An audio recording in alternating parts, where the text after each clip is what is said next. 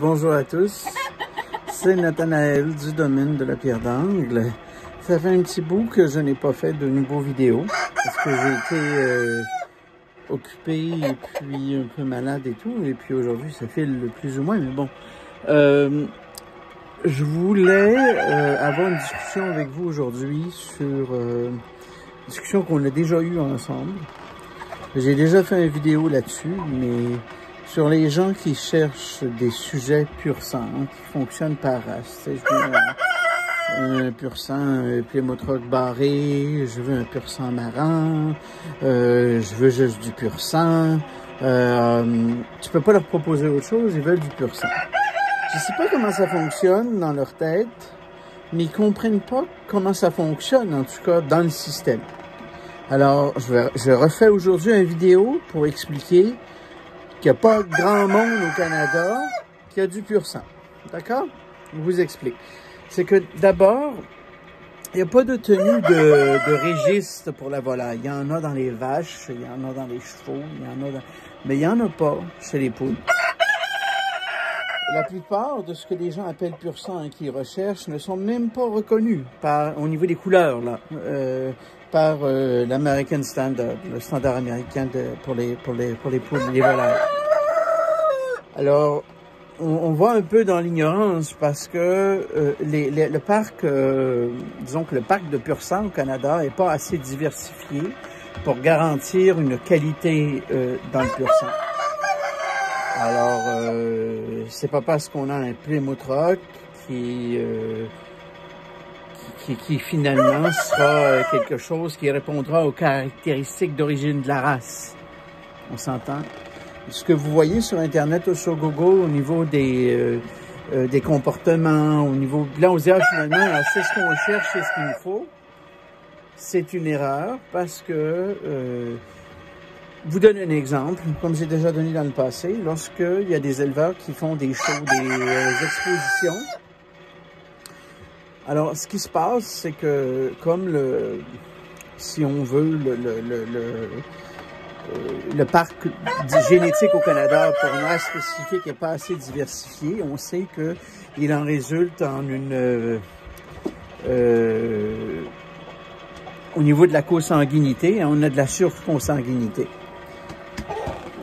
Fait que le standard rapetisse et la grosseur des œufs aussi. On perd de la qualité. Alors, ce que les exposants font, les connaisseurs, ceux qui savent comment ça fonctionne, ils vont croiser ce qu'ils ont de temps à autre avec une autre race qui, elle, performe mieux, plus grosse ou qui répond mieux finalement à ce qu'on cherche. Et ils vont faire un croisement. Après ça, ils vont revenir finalement avec un coq ou peu importe de la race qu'ils avaient au préalable.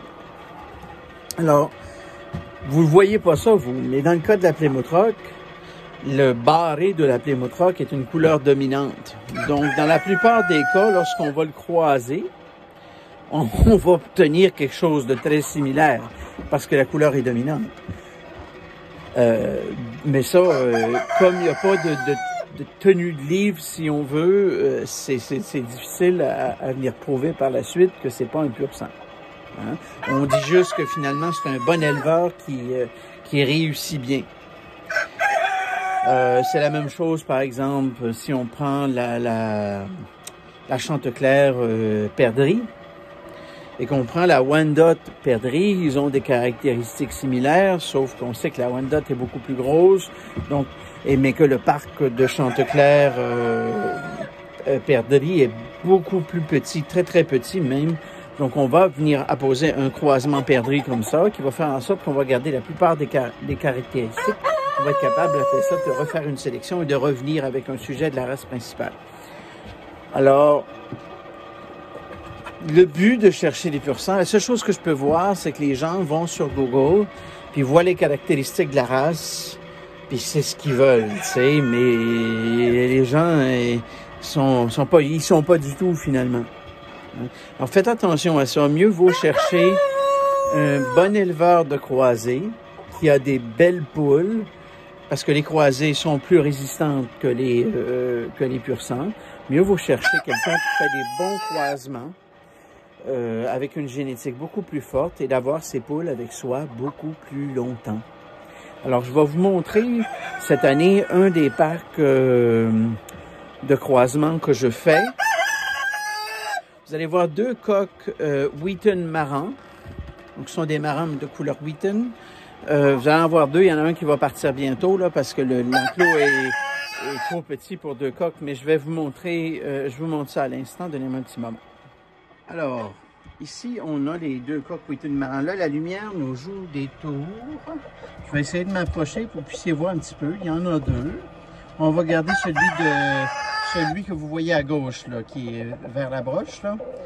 Vous voyez aussi que j'ai une legbar qui pond de très beaux gros œufs. Vous voyez aussi madame, que je vais essayer d'attraper ici. Voilà.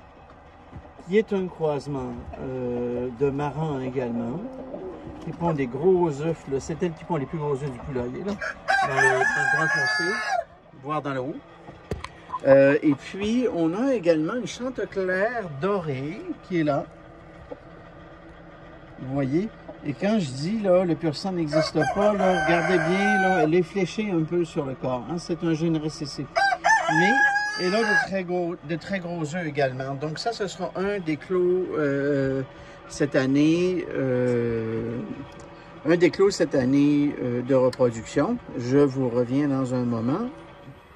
Donc, ce clos-là, il est particulier parce que on sait que si on veut faire des gros œufs, c'est la génétique de la mère du coq qui va être transmise et non la génétique des poules avec lesquelles il va être croisé au niveau de la grosseur des œufs et même du gabarit de la poule. Le coq, il est pour beaucoup dans ce que l'on essaie de faire.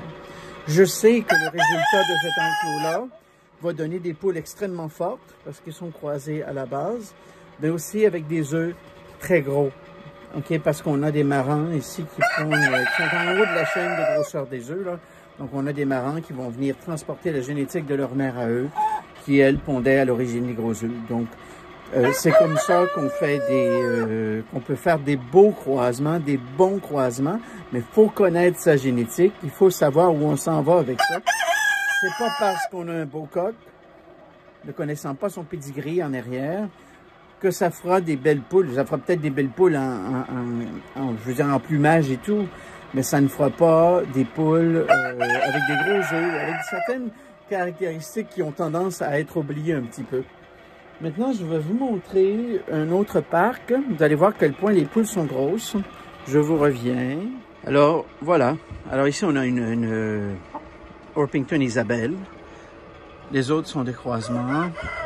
Si je peux les faire sortir de leur cachette. Regardez la beauté qui est là. Il est très nerveux, en fait, hein, très gentil, mais on va essayer de le voir. Regardez. Alors, je fais de mon mieux pour vous le montrer. Ce sont de très grosses poules. Seulement, le coq va transmettre une génétique de petits œufs. Laissez-moi juste un instant, je vous reviens. Alors, je disais que le coq va transmettre une génétique de petits œufs parce que c'est dans sa lignée.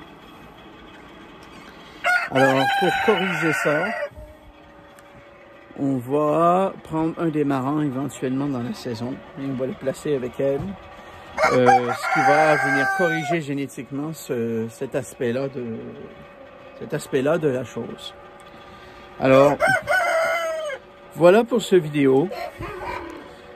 C'est important que vous compreniez ce que vous faites.